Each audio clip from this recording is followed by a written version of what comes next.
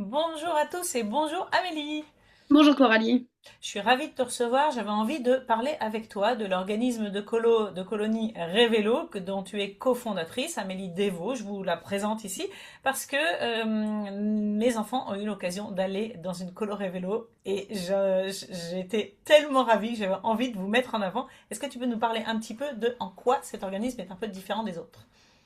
Ah bah, c'est trop gentil, j'en étais trop content d'avoir tes garçons avec nous. Euh, Nous, on a vraiment réfléchi nos séjours comme un laboratoire un peu de la vraie vie, quoi. En gros, l'origine du projet, c'est que moi, j'ai toujours eu deux casquettes, j'ai toujours été animatrice de colo depuis que je suis jeune adulte. Et ensuite, dans ma vie, je suis devenue thérapeute systémicienne avec une méthode bien spécifique qui s'appelle la méthode de Palo Alto et qui est en gros, euh, on se, on se- comment on peut dire ça? On va être ce qu'on appelle des spécialistes de la relation. C'est-à-dire que nous, notre travail, c'est de regarder les interactions entre les gens, de comprendre où sont les nœuds et de les aider à dénouer ces nœuds-là. Euh, et donc, on est spécialisé dans tout ce qui est lutte contre le harcèlement scolaire, tout ça.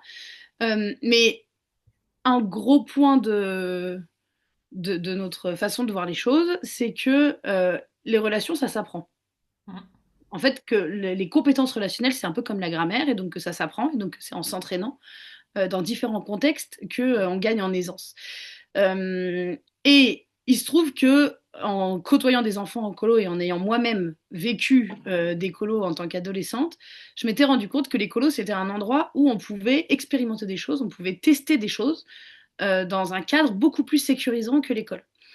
Euh, et donc, du coup, on a eu envie d'appliquer un peu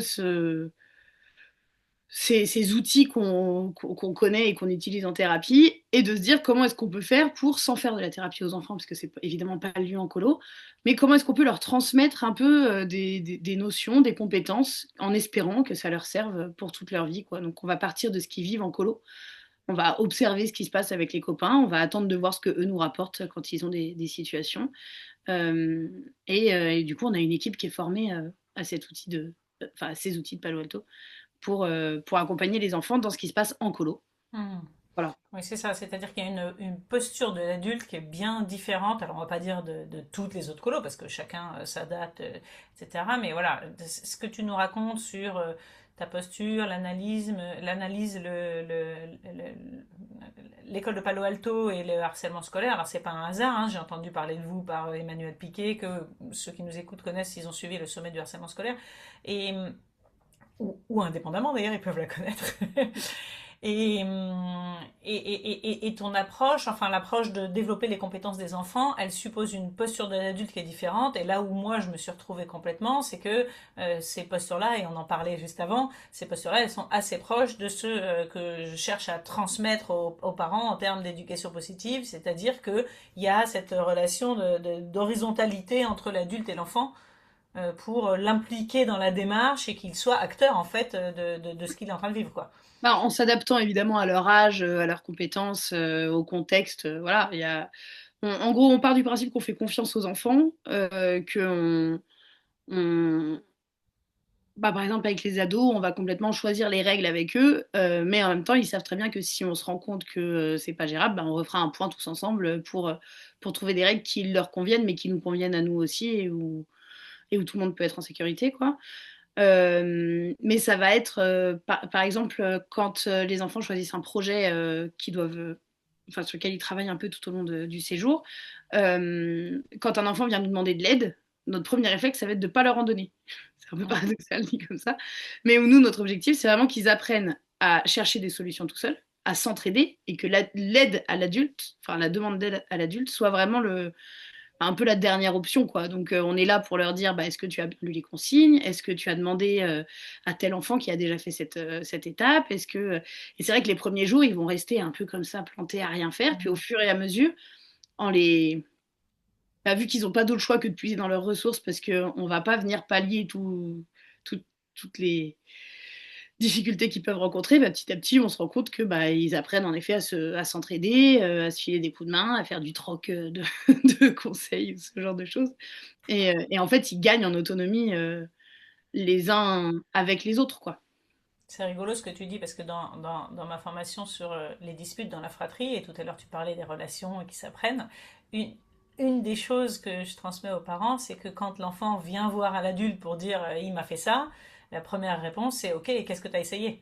C'est pas directement je vais intervenir pour régler le problème à ta place, tu vois, donc ok. Ouais, ouais, mais même ça marche sur tout. Enfin, là, nous, on a une toute petite, parce qu'on prend les enfants à partir de 6 ans, donc forcément, entre 6 et 15, on va pas faire tout exactement de la même Bien manière. sûr.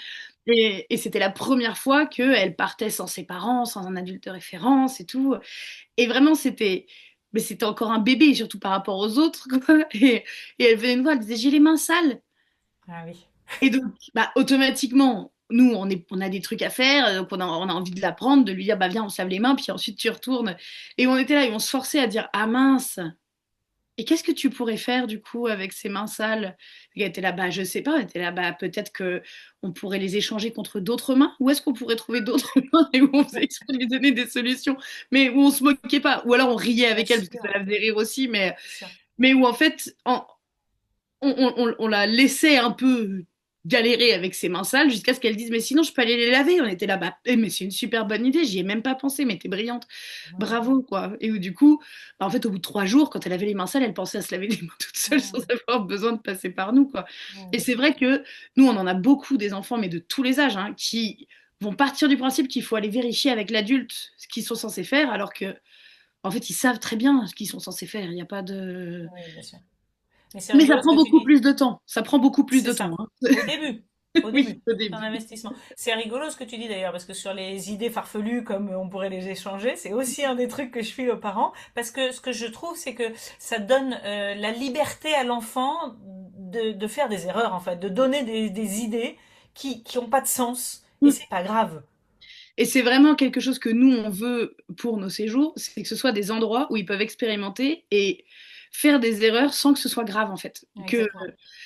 on va les responsabiliser, par exemple les ados, notamment l'été, on les responsabilise beaucoup sur le sommeil. En fait, on considère que c'est plus facile de tester en colo ce que ça veut dire d'être vraiment fatigué, ce que ça veut dire de se coucher trop tard, de galérer à se lever le matin, de rater des moments importants, ou au contraire, de choisir volontairement de passer un super bon moment le soir parce que c'est trop chouette d'être avec les copains, mais du coup d'être prêt à renoncer à un truc le matin sans que ce soit forcément un drame, mais en tout cas que ce soit un endroit où ils peuvent expérimenter et savoir eux mieux gérer leurs propres limites et tout, parce qu'on sait que le rythme du sommeil de l'adolescent n'a rien à voir avec celui des adultes, et que même d'un adolescent à un autre, il peut y avoir des différences. Et donc du coup, par exemple, on va beaucoup les encourager à se mettre...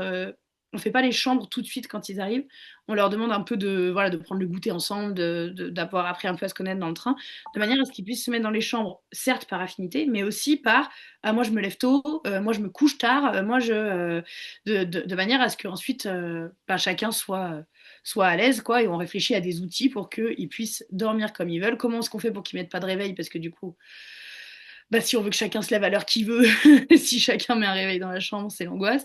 Mais voilà, où on est obligé on est obligé de réfléchir à qu'est-ce qu'on met en place pour qu'ils puissent expérimenter sans que Ouais. ça pénalise le groupe, quitte à ce que des fois ça pénalise l'équipe, et puis des fois l'équipe n'a pas envie enfin, voilà, de mettre plus d'énergie dans quelque chose, et du coup, ben, on va renégocier avec les ados, ce genre de trucs, quoi.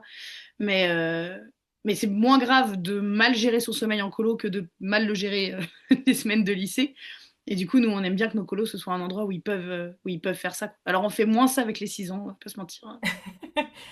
Mais c'est intéressant que tu soulèves la question du sommeil parce que c'était une des difficultés de mon fils Léon et justement parce que en fait comme le rythme est censé être le même pour tout le monde mais qu'il y a des enfants à l'adolescence qui veulent effectivement expérimenter etc. Lui se retrouvait en fait à pas assez dormir et à pas être bien les jours d'après et il voulait dormir et il n'y arrivait pas. Et ce que tu dis là c'est on les laisse expérimenter mais en même temps avec le respect du groupe, c'est-à-dire ceux qui veulent rester tard ils vont ailleurs que dans la chambre ils dorment et on les laisse dormir quoi. Ouais, Donc exactement. cet équilibre entre autonomie, pouvoir de décision, tu t'arranges, et à la fois on respecte le groupe dans son ensemble, c'est un bonheur quoi.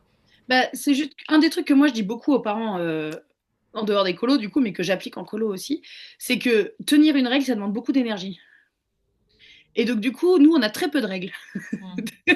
Ils sont très libres de faire tout ce qu'ils veulent, mais par contre, les règles qu'on a fixées, nous, on va mettre une énergie folle pour qu'elle soit respectée. C'est-à-dire qu'on va régulièrement envoyer des adultes vérifier qu'il n'y a effectivement pas de bruit dans les chambres parce que bah, on s'est engagé à ce qu'il n'y ait pas de bruit dans les chambres. Eux se sont engagés, mais nous aussi. Mhm. Et du coup, si jamais cette règle-là est pas respectée, ben oui, on va prendre le temps de rediscuter, prendre le temps de parfois de sévir et de dire bah, en fait, si vous êtes trop petit pour respecter la règle, vous allez être trop petit aussi pour décider quand vous vous couchez, c'est vous qui décidez. Mais Mhm. voilà. Bon, c'est rare qu'on ait besoin d'en arriver là parce que on n'a que des ados super sur nos séjours de toute façon. Donc, Bien sûr. J'ai eu l'impression d'ailleurs, tu me diras, en déposant mes garçons donc à la dernière colo, c'était la première fois qu'ils partaient avec vous, qu'il y avait des gens qui revenaient, c'est-à-dire que vous avez quand même des enfants qui restent là en fait. oui, c'est un traquenard, on va pas se mentir. Une fois que on devrait prévenir les parents, ce serait plus réglo, mais c'est vrai qu'une fois que les enfants ont fait un séjour, c'est compliqué d'envisager de pas revenir, quoi. Donc, Oui, bah, d'ailleurs, d'ailleurs, moi j'ai déjà re-signé pour le suivant. Ouais. ouais, ouais, ouais. On le fait pas exprès, mais c'est vrai que il y a des enfants qu'on suit là. Bah, ça va faire six. Bah, on a commencé en 2020, ouais. Il y a des gamins qui ont fait tous nos séjours. C'est excellent. Et donc au départ, vous étiez quatre à avoir lancé cet organisme ensemble. Ouais. Ouais, ouais. Bah alors on fait en sorte d'être toujours quatre au niveau du siège. Le fait est que bah en fait c'est pas un vrai travail hein, vu qu'on travaille tous à côté.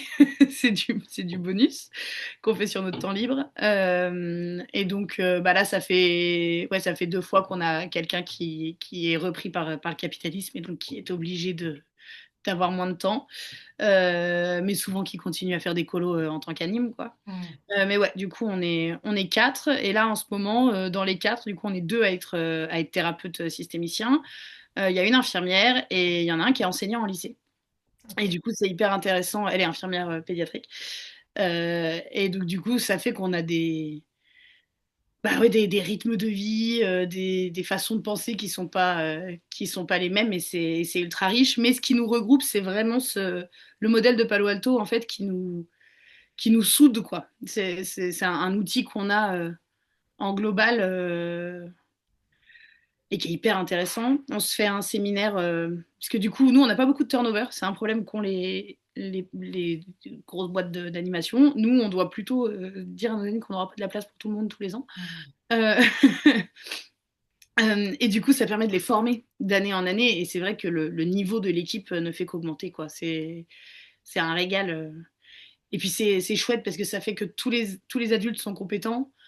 Nous, on compte beaucoup les uns sur les autres et tout, mais du coup, ça fait aussi que les enfants, s'ils ont des affinités avec un adulte en particulier, ils peuvent toujours parler à cet adulte parce qu'il a des compétences qu'on se transmet Eh oui. tous, quoi. Donc moi, bon, je parle beaucoup de Palo Alto parce que moi, c'est ça que je transmets à l'équipe. Mais par exemple, notre collègue qui est infirmière, c'est elle qui elle nous refait une formation PSC1 tous les ans pour nous remettre à niveau. On a, euh, on a des formations sur les violences enfantistes, tout ça, enfin adultes, pardon. Euh, et voilà, tous les ans, on se met un peu à niveau sur tous les sujets qui sont pertinents sur le monde des colos. Ah ouais, c'est excellent. Enfin, franchement, moi, je rêve d'un monde dans lequel, enfin, toute cette approche-là, elle soit, enfin, ça devrait être une base dans pour toutes les personnes qui accompagnent les enfants. Ça l'est partiellement, malheureusement pas assez. Donc, bah voilà, c'est pour ça aussi que je tenais à vous mettre en avant parce que je trouve que ça gagne à être connu, même si vous inscrivez pas trop, sinon il n'y aura plus de place pour mes garçons. Notre catalogue sort le 3 décembre. Ça marche. Bon, bah écoute, excellent. Merci beaucoup pour ce partage, vraiment. Et puis pour tout ce que vous avez mis sur place et fait avec votre équipe, quoi. Mais de rien, puis merci pour ta confiance. Avec plaisir. À bientôt. Et puis donc, je vous mets le lien de Revelo sous cette vidéo pour que vous puissiez aller voir d'un peu plus près. Salut!